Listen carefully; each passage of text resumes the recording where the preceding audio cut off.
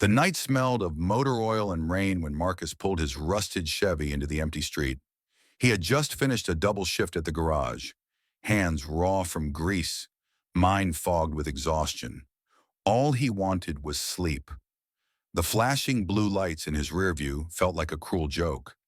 Another interruption from a world that never let him rest. His chest tightened as he slowed.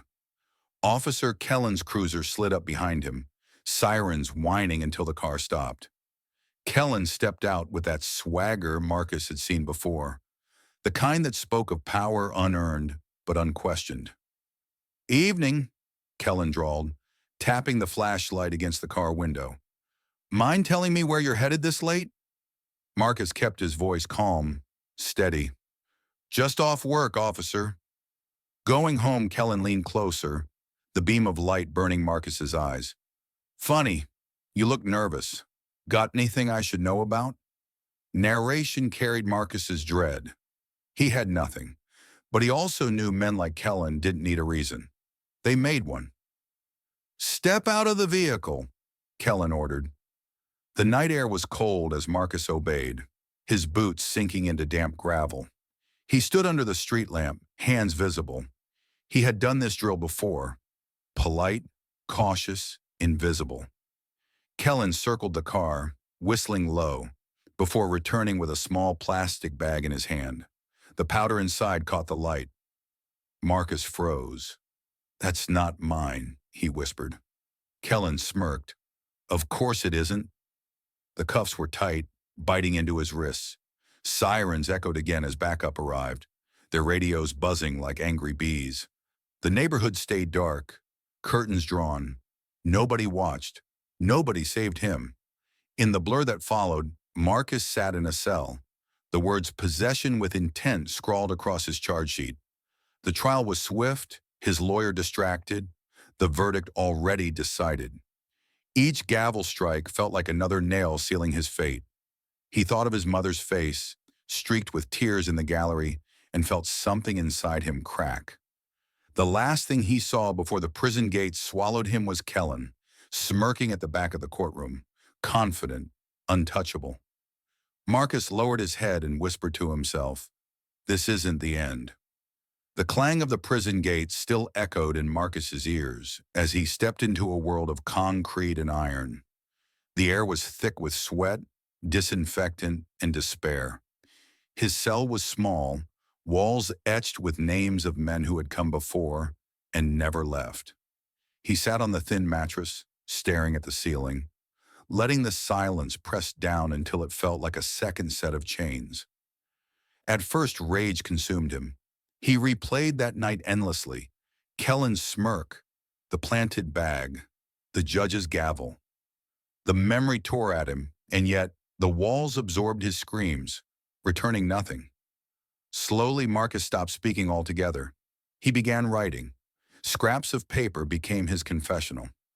Letters to his mother described a freedom he didn't have. Letters to himself carried a different voice, angrier, sharper.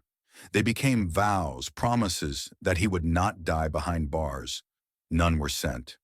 He folded each sheet carefully, stacking them in a shoebox under his bunk, a private arsenal of words. On visiting days, he faced his mother through thick glass, her eyes pleading for him to stay strong. But what gutted him most was Layla. She came less often, and when she did, her smile seemed rehearsed, her hand lingering too long on the phone cord as though it were a leash. "Everything okay?" Marcus asked once, searching her face. She looked away. "I'm just tired, Marcus. That's all." Her voice was thin, unsteady. The silence between them spoke louder than anything. Marcus left that visit hollow, the image of her turned eyes cutting deeper than the prison bars ever could. Something had shifted, something she wasn't saying. Back in his cell, he picked up his pen again, but this time the words were different, sharper, strategic. He began observing others, memorizing guard rotations, listening to the whispers of men who had seen corruption firsthand. The silence was no longer suffocating. It was teaching him. And in that silence, Marcus realized, Betrayal wasn't just on the outside. It was coming closer, and he needed to be ready. The seed of doubt planted in Marcus's mind during Layla's visits grew like a weed. Her absence became more frequent, her excuses thinner. One evening, whispers drifted through the prison yard, guards gossiping carelessly. Marcus heard Kellen's name, followed by Layla's. His chest hollowed as the pieces snapped together. He pressed the rumor down, denying it, until a letter from a cousin confirmed it. Layla had been seen with Officer Kellen, laughing outside a diner, his hand on her back as if she already belonged to him. The paper trembled in Marcus's grip. Betrayal carved deeper than chains ever could. For a moment he thought of ending it, of letting the walls swallow him whole. That night in the dim light of the cell block, an older inmate named Harris noticed his despair. Harris had survived decades inside, his eyes weary but sharp. "You look like a man about to drown," Harris muttered, voice low. Marcus said nothing at first. Then finally the words cracked through. "The woman I love, she chose the man who put me here." Harris studied him, then leaned closer. "Pain makes you reckless. Don't waste it. Make it sharpen you." Marcus clenched his fists, the ache in his chest twisting into something colder. Harris spoke again, deliberate. "Revenge ain't quick, son. It's patience. You learn the system, you bide your time, you make the same change they gave you into a weapon."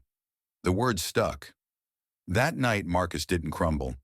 He wrote again, but not about despair, about strategy. The heartbreak still burned, but beneath it lay resolve. The prison walls hadn't broken him. They had become his training ground. And beyond those walls, Kellen had no idea his time was running short. The day of release came without warning, stamped on a technicality buried deep in paperwork. One morning, a guard barked his name, and by evening, Marcus stood outside the gates, clutching a plastic bag of belongings and breathing air that felt thinner than prison walls. His mother embraced him with trembling arms, tears soaking into his shirt. Family gathered, but the warmth slid off him like rain on glass. The scars inside were invisible, yet heavier than shackles. Freedom was a stage, and he was no longer playing the same role. In the days that followed, Marcus moved quietly, almost unseen. Old streets felt unfamiliar, their corners sharper, darker. But one face had not changed. Kellen's. He was still on patrol, still strutting with the same arrogance, laughing too loudly at bars, shaking hands with men who trusted the badge he stained. Marcus began following, never too close, never noticed. He studied Kellen's routine, the late-night bar stops, the visits to a mistress, the careless moments when he thought no one watched. Every detail was written in Marcus's mind with the precision of a mechanic tracing an engine's parts. He did not rush. He did not confront. He moved like shadow, patient and deliberate, letting Kellen's own arrogance reveal the cracks in his armor. Each night as Marcus watched, the vow whispered years ago echoed back. This isn't the end. And now the end was finally drawing near. Marcus's patience ended in a quiet storm. For months he had gathered proof.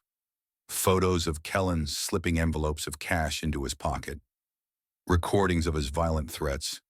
Testimonies whispered from those too afraid to speak until Marcus coaxed them into light. The files spread like wildfire online. News outlets circled. Internal affairs knocked on doors. Kellen's swagger began to falter, his uniform no longer armor, but a target. One night, Kellen confronted Marcus in a deserted lot, fury twisting his face. "You think this makes you a man? You ruin me and I'll drag you down with me." Marcus stood calm, his voice steady. "You already dragged me down once. That's why you're standing here now, because you thought I'd stay broken." Kellen lunged, fists clenched, but sirens split the air. Squad cars pulled in, red and blue lights painting his downfall. Officers who once turned away now closed in. As Kellen was cuffed, Marcus stepped closer, his voice low enough for only him to hear.